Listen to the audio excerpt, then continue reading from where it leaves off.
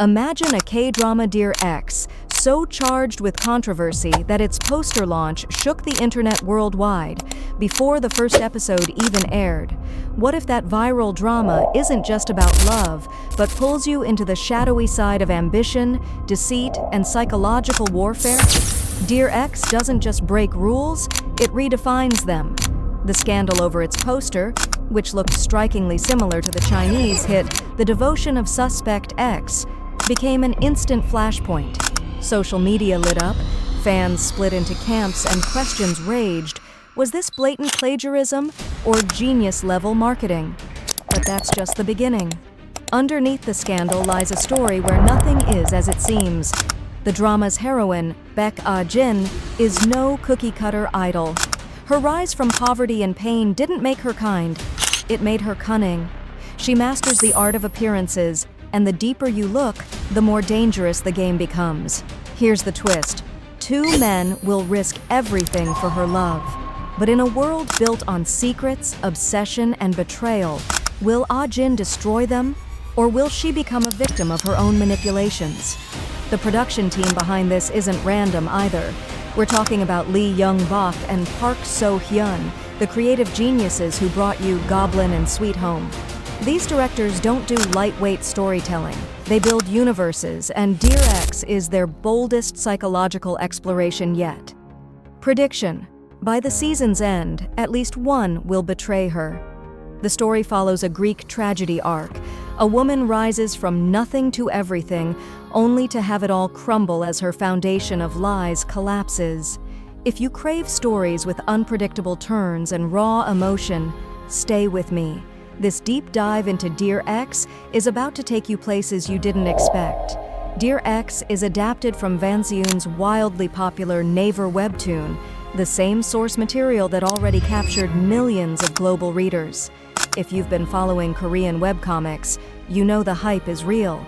This isn't some obscure drama adaptation. This is a beloved story being brought to life by A-list talent. The premise: a woman weaponizes charm to climb from misery to power. Baek Jin didn't grow up with privilege or love. She grew up in violence, abandonment, and desperation. By the time we meet her, she's transformed into Korea's most stunning actress, beloved by the masses. But her beauty is a weapon, and her ambition is a blade. The writers made a bold creative choice. They refused to justify her ruthlessness or paint her as misunderstood.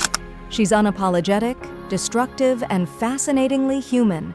This isn't a redemption arc. It's a corruption story told from the inside.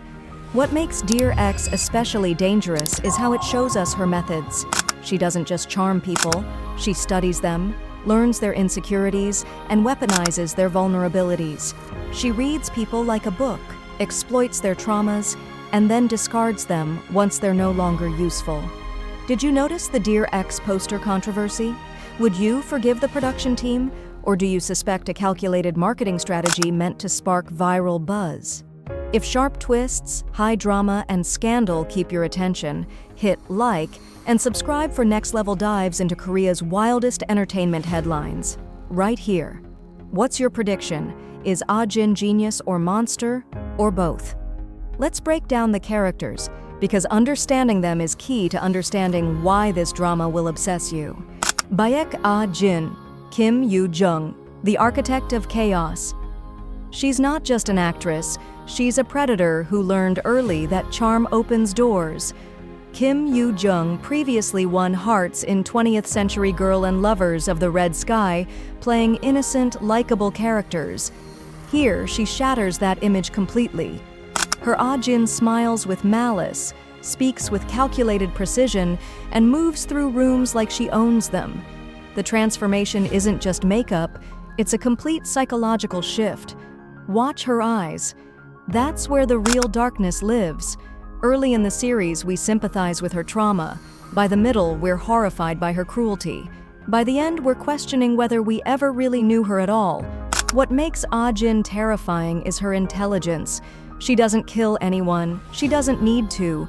She manipulates, isolates, and destroys people emotionally, leaving them so broken that they might as well be dead. She's a chess master, and everyone around her is a piece to be sacrificed. the childhood trauma. Ah Jin's mother was an alcoholic who beat her. Her father was absent. She lived in poverty so deep that she learned early, kindness is weakness and beauty is currency. By her teenage years, she realized something crucial. People don't see people. They see what they want to see. And if you're beautiful and smart enough, you can be anything. So she became everything. The perfect daughter, the ideal student, the dream woman. But beneath each mask was a void, an emptiness where empathy should be. Yoon Jun-seo, Kim Young-dae, the desperate devotee, a journalist who becomes obsessed with uncovering Ah Jin's secrets. He's not a hero, he's a man with his own trauma, desperate to find meaning in exposing her. Kim Young-dae, known for soft, romantic roles, swaps that comfort for obsession and pain. Here's the crucial detail. Jun-seo has known Ah Jin since childhood. He watched her climb from nothing. He was there during her darkest moments. And somewhere along the way, his desire to save her became indistinguishable from obsession. His character doesn't just fall for Ah Jin, he's willing to cross ethical lines to be near her, to protect her, even when he knows she's dangerous. He commits crimes for her. He lies to protect her.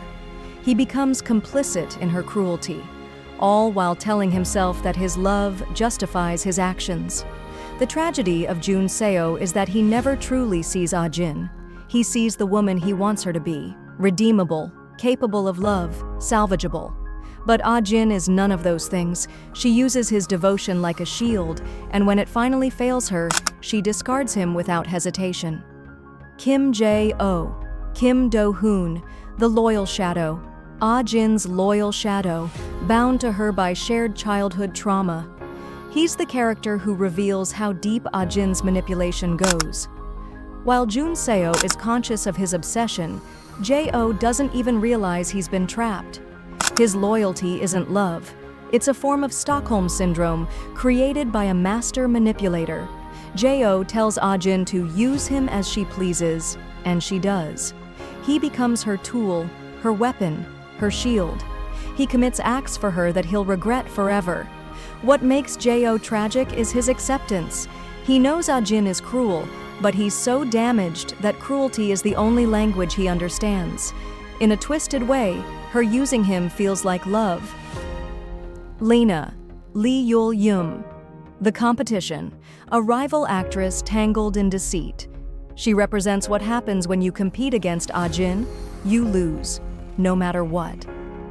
Lena's character explores the darker side of Korea's entertainment industry, where ambition devours ambition. Unlike Jun-seo and Jae-oh, Lena can see Ah Jin clearly. She recognizes the danger, but it's too late. Ah Jin has already positioned herself as the victor, and Lena is collateral damage. The directors, Lee Young-bok and Park So-hyun, have crafted visual masterpieces before. Goblin was a fantasy epic with stunning cinematography. Sweet Home was a post-apocalyptic nightmare that felt visceral and real. With Dear Ex, they're doing something even more intimate. They're pulling you into a psychological hell where beauty masks corruption. Let's rewind to the start.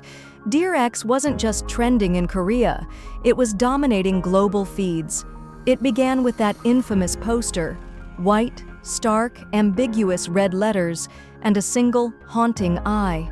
K-drama fans unleashed an avalanche of memes and hot takes, calling out the striking resemblance to China's The Devotion of Suspect X.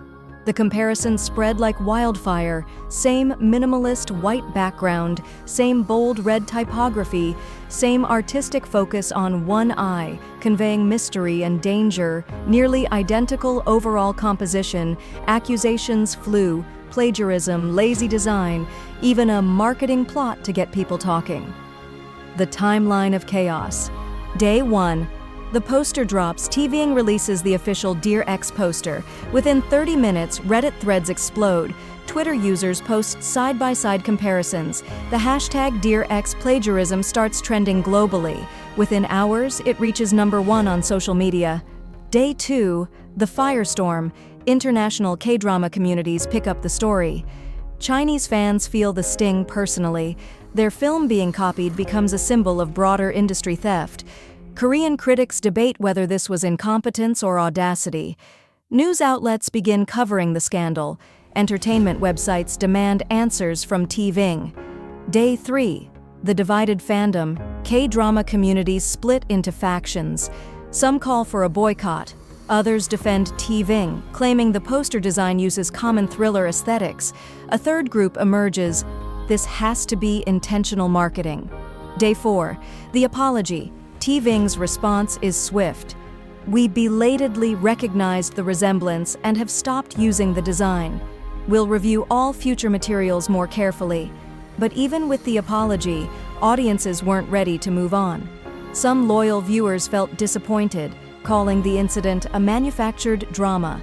Reddit threads split into 3 camps. Honest mistake. They believed the resemblance was coincidental. Both films used minimalist design language common in thriller marketing. Design students pointed out that high-contrast eye imagery is a standard visual language for psychological thrillers. Intentional plagiarism. They felt TVing showed disrespect to Chinese cinema and didn't care enough to do original work. This group was angry, vocal, and called for consequences. Marketing genius. They suspected TVing planted the controversy intentionally. Think about it. Before any episode aired, Dear X had millions of views, trending hashtags, and global conversation. No amount of traditional advertising could buy that kind of organic buzz. If you calculated the PR value of this controversy, it might be worth hundreds of thousands of dollars. The data. YouTube videos about the controversy. 50,000 plus within 1 week. Reddit threads dedicated to discussing the drama. Trending #1 in r/KDRAMA. Twitter mentions in first week. 2.3 million international news coverage. BBC, Variety, Deadline all covered the story. Google search interest peaked at 1 million plus searches for Dear X poster controversy. And here's the kicker, all the fiery buzz didn't fade. It grew. By the time the apology was issued, Dear X had entered popular culture. It wasn't just a drama anymore, it was a phenomenon. The conspiracy angle. Here's where it gets interesting. Some industry analysts suggested that TVing might have intentionally used a similar design, knowing it would spark controversy. Here's the theory. Create a mistake that's too obvious to ignore. Release a quick apology to show good faith. Watch as the controversy becomes free advertising, the scandal becomes the story, and the story becomes essential viewing. If this was calculated, it was brilliant. If it was accidental, it was the luckiest accident in K-drama history. Before the show even premiered, reaction videos, theory threads, and breakdowns spread through YouTube, TikTok, and Twitter. Dear X became the most searched Korean drama of the season. By the numbers, YouTube videos about the controversy, 50,000 plus Reddit threads dedicated to discussing the drama, trending #1 in r/KDRAMA, Twitter mentions in first week, 2.3 million international news coverage, BBC, Variety, Deadline all covered the story pre-premiere viewership predictions, already in the top 10 for the year. Twist. Negative publicity turned into a tidal wave of attention. Pre-release engagement outpaced most rivals, and suddenly, everyone was desperate to see if Dear X could justify the hype. What this means for the industry. This controversy didn't just affect Dear X, it changed how Korean networks think about global marketing. If a scandal can turn into virality, then maybe traditional marketing is dead. Maybe controversy is currency. Other production companies are watching closely. When Dear X premieres on November 6, 2025, it will be the most anticipated drama launch of the year. Every studio will be analyzing what went right or wrong, what worked, and how they can replicate the success. The viral mechanics. The controversy hit multiple psychological triggers. Outrage. People felt defensive of Chinese cinema curiosity. People wanted to see if the drama was worth the scandal. Debate. People argued about whether it was intentional herd mentality. Once it was trending, more people joined the conversation just to be part of the moment. Prediction. This drama's marketing fallout will force other networks to rethink how they launch controversial content. Watch closely, the industry's watching too. We might see more intentional mistakes from other studios trying to replicate this viral effect. By the time episode 1 airs, Dear Ex will have built such anticipatory momentum that the drama itself will be almost secondary to the cultural phenomenon surrounding it. To understand why Dear Ex is so gripping, you need to understand Baek Jin's psychology in excruciating detail. She's not evil because she was born corrupt. She became corrupt because her childhood destroyed her ability to trust, to love, and to see people as anything other than tools. The trauma. Deep dive. Jin grew up in violence. Her home wasn't a sanctuary, it was a battlefield. An alcoholic mother, absent father, poverty so deep she couldn't see a way out. But here's what's crucial.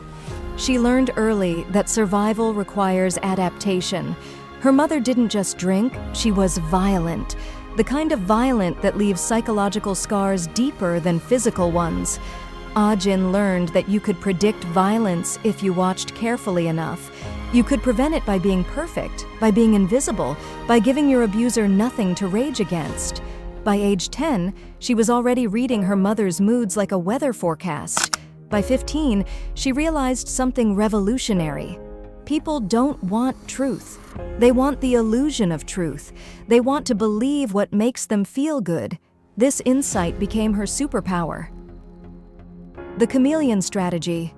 Instead of breaking, she learned to shift. At home, she was invisible. At school, she was the perfect student. In the mirror, she practiced expressions, smiles, tears, all performed with technical precision. This isn't unique to Dear Ex, it's psychology. Abuse victims often develop hyper-awareness of social cues. They become chameleons, shifting their personality to match what keeps them safe. For Jin, this survival skill never turned off. Even as an adult, even as a successful actress, she doesn't see people. She sees opportunities. How she weaponizes love. Here's where Jin becomes truly dangerous. She doesn't just lie. She uses truth as a weapon. She shares real trauma with Jun Seo, making him believe he's special, that he alone understands her pain. But every vulnerability she reveals is calculated to deepen his obsession. When Jun Seo loves her genuinely, she's known her since childhood, watched her climb from nothing, and believes his love can redeem her. But Jin doesn't need redemption. She needs power. She uses his love like a tool. She lets him believe he's saving her, when really, he's just giving her another layer of protection. The mechanics of manipulation. Identify weakness. What does this person want most? What are they insecure about? Mirror their desire. Become what they want you to be. Deepen the hook. Share just enough vulnerability to make them feel trusted. Exploit the connection. Use their devotion for your benefit. Discard. Once they're no longer useful, disappear without guilt. Jo is even more tragic. He's bound to her by shared trauma, but he doesn't even realize he's been trapped. His loyalty isn't romantic love, it's a form of psychological control. He tells Jin to use him as she pleases, and she does, ruthlessly, completely, without hesitation. The unapologetic monster. What makes Dear Ex different from other K-dramas is that Jin never gets a redemption arc. She doesn't break down and admit her cruelty. She doesn't learn the error of her ways. She doubles down, manipulates harder, and remains convinced that her survival justifies her cruelty. This is what makes her terrifyingly human. We all know people like this, charming narcissists who believe their own publicity. The difference is, Jin has power, beauty, and fame. She's untouchable. Trauma as motivation. Jin's trauma is real. Her abuse is real, but the drama refuses to excuse her actions based on her past. This is crucial. Many narratives suggest that trauma automatically excuses behavior. Dear Ex says, no. Your trauma explains your behavior, but it doesn't excuse it. This is a more nuanced take on trauma than most K-dramas offer. It's also more controversial. Some viewers will see Ah Jin as a victim of circumstance. Others will see her as a monster who made choices. The truth, as always, is more complicated. The cost of success. Dear X explores the question, what are you willing to sacrifice for success? For Ah Jin, the answer is everything. Her humanity, her connections, her capacity for love, all sacrificed on the altar of ambition. By the end, she has everything she wanted: fame, wealth, power. But she has nothing that matters. No one loves her. No one trusts her. She's alone at the top. This is the real horror of the drama, not the manipulation or the crimes, but the emptiness of ultimate success. In the end, Dear X isn't just entertainment. It's a mirror to ambition, fame, and the price paid for perfection. It shines a light on what we crave, what we judge, and what we hide. Korea's entertainment industry is brutal, and Dear X doesn't shy away from that reality. If anything, it embraces it, celebrating the intelligence and cunning required to survive at the top. But it also asks us uncomfortable questions. If you were Ah Jin, would you act differently? If you were Jun Seo, could you forgive her? If you were J.O., would you recognize the manipulation? Do we judge these characters, or do we understand them? Are you ready for a roller coaster packed with emotion, shock, and moral dilemmas? Set your calendar for November 6th. This is one conversation you'll want to join from day one. Subscribe to unlock behind-the-scenes insights, fan theories, and more deep dives. Drop your hottest predictions and be featured in our next K-drama breakdown. This drama will change how you think about love, ambition, and the masks we wear. Quick poll questions. Was the Dear X poster controversy a real accident or a perfectly executed marketing plan? Let your voice be heard. Who's the real mastermind behind this viral drama? And here's my final question for you. If you could confront Baek Ah Jin about her actions, would you judge her or understand her? By the end of the series, will you pity her, hate her, or respect her? What's your prediction for the ending? Does justice prevail, or does the system protect the powerful? Thanks for diving deep with me into one of 2025's most anticipated K-dramas. If you loved this breakdown, smash that like button, subscribe for more K-drama analysis, and turn on notifications so you don't miss future content. Stay tuned, because after Dear X premieres, we're diving into fan theories, episode breakdowns, and ending analysis. See you at the next viral drama.